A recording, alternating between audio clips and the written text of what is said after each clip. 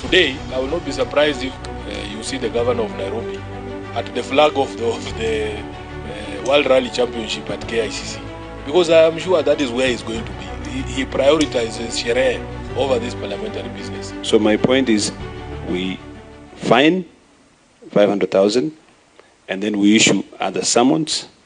When he fails, we will fine again and then cause for him to be arrested. It says that whereas a witness is invited or summoned to appear and fail to do so, there are serious consequences on that. This is nothing but contempt of this committee. Last week there was an excuse that Governor Sakaja stated that he had not received the information on time and he needed to go to a burial.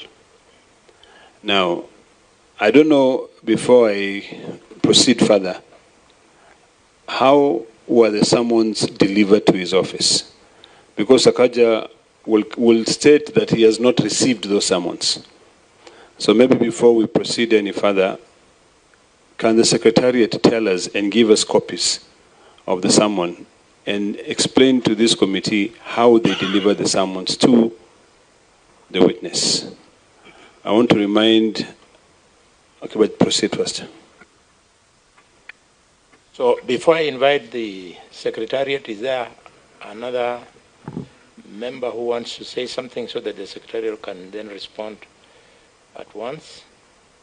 Chair, I think it is important for the question that has been raised by Olekina to be sorted out first, because this is the habit of the governor is to say he did not see those summons. I know who Patrick Akivaga is. I think he's the acting county secretary. And let's clear that question from Olekina first. Yes, our legal counsel, can you now take over from there? Through the chair, the summons were processed through the clerk, and the summons were delivered by our legal clerk, and the affidavit of service is there to show that they were actually delivered to his office. Then, because it appears that there is a certificate of service, I think for us is to revert back to our Parliamentary Powers and Privileges Act and also Article 125 of the Constitution. And this time around, Mr. Chairman, for this committee to be taken seriously, we have to follow those two sections of legislations to the letter. We even have the power to call for a witness to be arrested. So I think it's about time that we exercise our powers, because this committee must be respected. I thank you, Mr. Chairman. Any other member?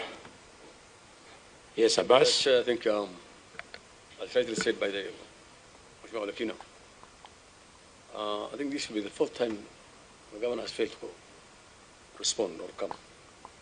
So I think we need to follow appropriate measures to be taken against the governor, as will be agreed by all members. No. Yeah, Chair, it is actually more than the fourth time. I believe we started this inquiry over a month ago. Mr. Chair, the CS for Energy has appeared before this committee. The Director for EPRA has appeared before this committee. NEMA has appeared before this committee. For us to be able to close this inquiry, the only missing link is the county government of Nairobi. So I would have no other recourse than to proceed in the manner in which the law provides. You find the governor of Nairobi in accordance with the Parliamentary Privileges and Powers Act. Members, I want to draw your attention to the contents of the summons. If you open in your file, you'll find it in these summons, or to produce the documentation required by the committee. And then one, the committee may impose upon you a fine not exceeding 500,000 shillings, or may order for your arrest pursuant to section 19/1 and /3, respectively, of the Parliamentary Powers and Privileges Act of 2017.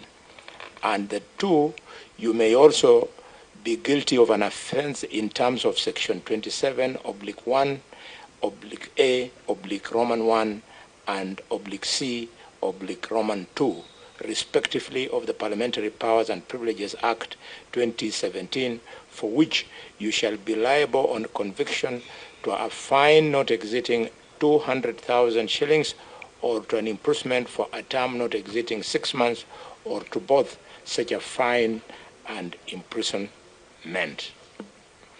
So that caution contains the various possibilities that on the governor. Legal counsel. Through the chair, as per my inquiry, I was advised that we've always issued, when the governor is not there, we've always given the acting county secretary or the county secretary to receive the summons on behalf of the governor. So you're confirming that he was served? Yes. Good. Just read the section relating to summons, whether there is a requirement for personal service. Sorry? Read the section Yes. relating to summons, just to confirm whether there is a requirement for personal service. Okay. That is section 19(1), procedure if the witness fails to appear. Where a witness summoned does not appear or appears but fails to satisfy the relevant House of Parliament or committee, the relevant House or committee may impose upon the witness such fine not exceeding 500,000 shillings, having regard to witness condition in life and all the circumstances of the case. So there is no provision on service? Yeah. Okay. So, Chair, where there is no legal requirement, is there a... There Okay. is section 18. 4. The summons shall be served by a member of staff or police officer who is duly authorized by the clerk by delivering a copy of the summons to the person mentioned in the summons or at the person's usual or last known place of residence, employment, or business, or left to the person who is over the age of 18 years and who resides or is employed at that place. Then that is clear, Chair. Yeah. Then in that case, Perfect. So, members, the governor was properly served. So, next step is, what do we do? Olekina? I think the first thing we do is to fine the governor the maximum of 500,000, which he has to pay through his pocket or through his own personal account. I know it might be cheap for governors who are now buying houses in Dubai, of course using public funds, but we need to fine and summon. And then, if he doesn't appear the second time, fine, and then also now try to use this, maybe the police, to compel the witness to appear here. And I think we can be able to do that. So we have to do the extreme, because it's ridiculous. This guy has got no mercy. He has got no sympathy for the people who were affected. And he is allegedly the governor of Nairobi, who should actually care for everyone who is affected by this issue. So my point is, we fine 500,000, and then we issue other summons. When he fails, we will fine again, and then cause for him to be arrested.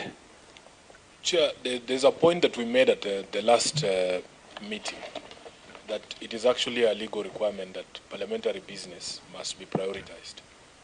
The last time the governor was telling us, and he delivered a letter here at 8 a.m., just a few minutes before the meeting started, telling us that he was going for a burial.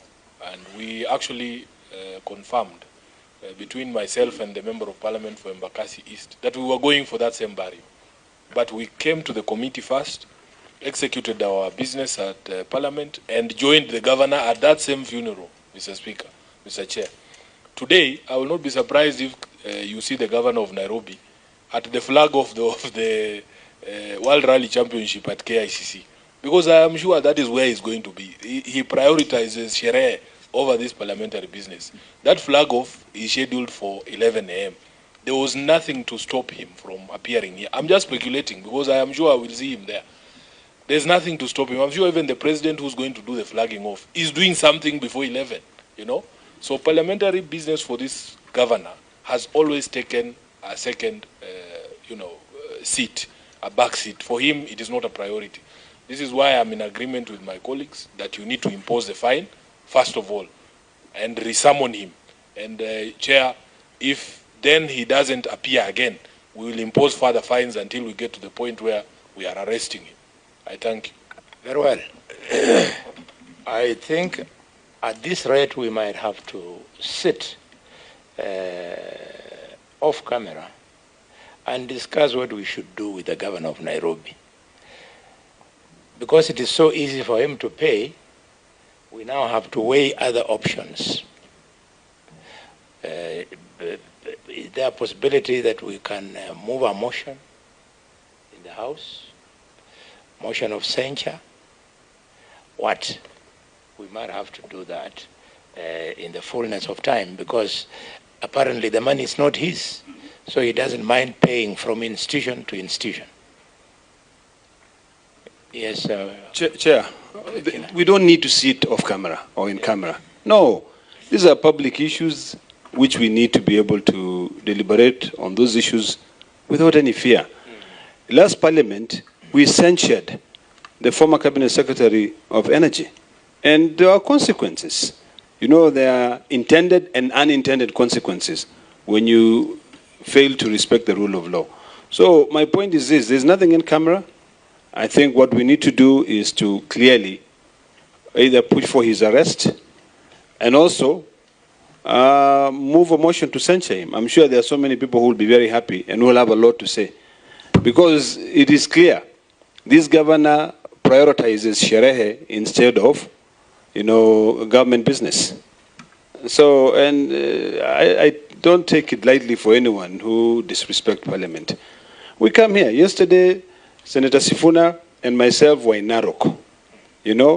Senator Sifuna left Parliament, did parliamentary business, flew to Narok, flew back to Nairobi, and went back to Parliament.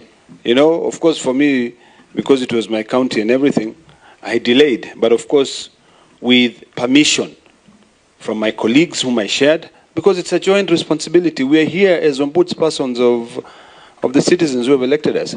So my point is very clear. There's nothing in camera. I think what we do is very simple. We find the governor, even if he doesn't give a hoot in hell about the money, because of course he's going to use public money. Number two, and we issue summons and also cause for his arrest if he fails to appear. That's what the law says. In fact, legally, if you read Article 125 of the Constitution, it gives us that power. Even if that governor had traveled to Italy, we have the power to compel him to appear before this committee from that country. So really, I don't see why we are dilly-dallying here. We find someone, and I love your proposal of moving a censure motion. We've done that. Abbas. Honorable Chair, I think it's very unfortunate because Governor Sakaja is actually a member of the Senate, a two-term, and they understand the rules and regulations and the laws. And therefore, I will agree that he is fined and then respond. Failure to respond, then as it's just will be taking place. I support. Senator Lomenen, if you can put yourself on the record, and then in case you have an addition to what we are discussing. Thank you, Chair. I'm James Lomenen, Senator, Turkana County, member of this committee. I support the censure. Well, so the committee is decided that we are summoning this governor. When is the earliest? So the nearest date available is on 11th. We meet him on 11th in this chamber at 9 a.m. in the morning, and today he's going to pay a fine of 500,000. It is so decided. Next item. The next item is LB. Mr. Chairman, there was an issue, I don't know how far we've gone. In fact, there was a statement we're supposed to be deliberating on the cost of living, on the cost of electricity. And I think we had dealt with that, a similar issue before. Can we maybe get an update on those statements? And also it would be important for us to understand how many statements we have pending and what require these people to be summoned. Other statements from our colleagues in the House. Responses and giving it to our colleagues, because our colleagues feel like we are not doing the job. When you just get a response and you give it to the colleague, they don't have an opportunity to interrogate the responses. So we should have a tradition of making sure that we invite the person who the statement is sought from to appear. And then the senator who has also issued the statement should also come here so that they can clarify those issues. And then we deal with that issue. Then on top of that, it will be important for the Secretariat to give the chairperson an update, because at House Business, we now want to see all chairpersons, delivering an update of the work that they're doing for their committees. This is noted. We will write to the CS and invite him for a meeting with all the statements that are pending for him to come and respond to all of them. And we shall then invite the senators who requested the statements to come if they're for any clarifications. Very well. In fact, what Senator Olekina said is the practice we are using at the Committee of Finance and Budget. We normally ask the CS, National Treasury, with the member who raised the question, who raised the statement, so that upon his giving an answer, there are supplementary issues which can only be articulated best by the person who raised the statement. So maybe we should make it our standard procedure here as well. That is noted, Chair. You're welcome. There being no other business, I now adjourn the meeting until the date you'll be informed, possibly on 11th. Thank you. Sorry. Asanteni sana. Thank